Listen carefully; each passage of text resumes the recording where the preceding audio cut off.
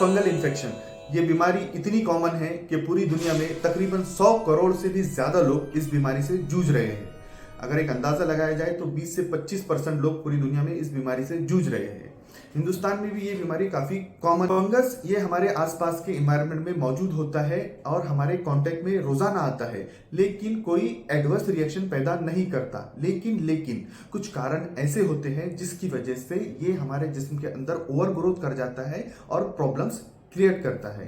वो कारण कुछ इस प्रकार है। सबसे पहले कमजोर इम्यूनिटी की कमजोरी की वजह से हमारे जिस्म का रोग प्रतिकार शक्ति कम हो जाती है, जिसकी वजह से फंगस को ग्रोथ करने का मौका मिल जाता है। खास तौर से HIV, AIDS, TB, diabetes, corticosteroid का इस्तेमाल और जिन लोगों को कीमो और रेडियोथेरेपी दी गई हो, ऐसे लोगों की इम्यूनिटी कमजोर हो जाती है और इन लोगों के अंदर फंगल इन्फेक्शन के चांसेस बढ़ जाते हैं।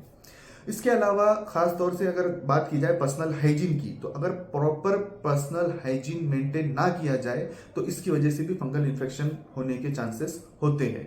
इसके अलावा गीले कपड़े पहने रहने की वजह से, जूते, खास तौर से जूतों, अगर आप फुटबॉल वगैरह खेलते हैं और उसमें काफी देर तक के जूते पहने रखते हैं और उसमें पसीना जमा होते रहता है, तो उसकी वजह से भी फंगल इन्फेक्शन होने के चांसेस होते हैं, जिसे एथलीट्स फुट कहा जाता है। जांघों के ग्राइन रीजन के अंदर में भी पसीने की वजह से फंगल इन्फेक्शन होने के चांसेस होते हैं, जिसे जॉक इच कहा जाता है। इसके अलावा बच्चों में गीली नेपी की वजह से भी फंगल इन्फेक्शन होने के चांसेस होते हैं।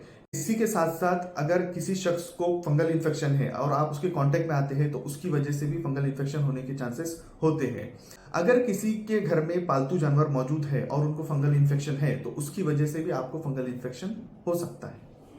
फंगल इन्फेक्शन ये खास तौर से स्किन के उन हिस्सों पर होता है जो नम या डैम्प होती है। खास तौर से ओबीस लोगों के अंदर, फैटी लोगों के अंदर स्किन फोल्ड के अंदर फंगल इन्फेक्शन होने के चांसेस ज्यादा होते हैं। प्रिवेंशन ऑफ फंगल इन्फेक्शन से बचने के लिए बहुत सारे उपाय हैं, जैसे पर्सनल हाइजीन को मेंटेन करना, पैरों को सूखा रखना, पुराने जूते चप्पल का इस्तेमाल ना करना। लेकिन सिर्फ किसी एक उपाय को फॉलो करके आप फंगल इन्फेक्शन से नहीं बच सकते। तमाम चीजों पर ध्यान देना जरूरी है।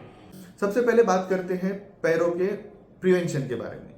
पैरों को सूखा और साफ रखना जरूरी है। अगर आप जूते पहनते हैं तो इस बात का ख्याल रखिए कि जूते बहुत ज्यादा टाइट ना हो, वो आपके प्रॉपर साइज के जूते हो। उसी के साथ साथ सॉक्स या मोजे जो है वो डेली चेंज करना जरूरी होता है, क्योंकि अगर आप एक ही मोजे को बार बार यूज करेंगे तो वो खराब होने की वजह से, पसीने की वजह से इन्फेक्शन पैदा कर सकता है। उसी के साथ साथ आप अपने जूते किसी और के साथ शेयर बिल्कुल ना करें, क्योंकि किसी और का इन्फेक्शन आपको हो सकता है।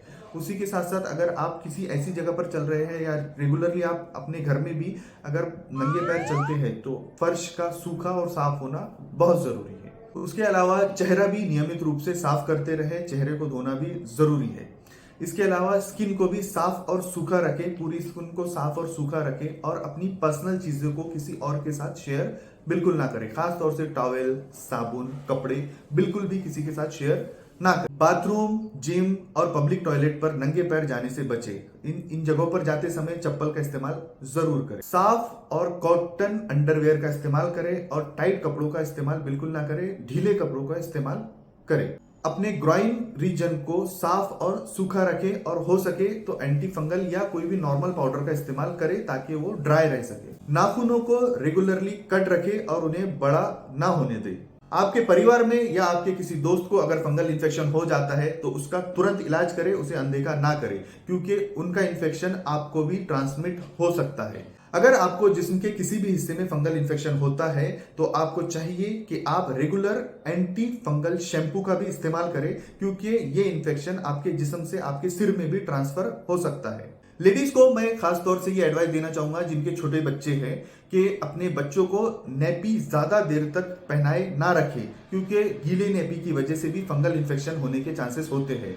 और एक बात का और ध्यान रखें कि नेपी पहनाते वक्त पाउडर का इस्तेमाल करें और उसी के साथ साथ नेपी निकालने के बाद उसे गीले कपड़े से साफ करके और उसे साफ करने के बाद पाउडर का इस्तेमाल करें, ताकि उन्हें फंगल इन्फेक्शन उसी के साथ साथ डायपर रैश डेवलप ना हो।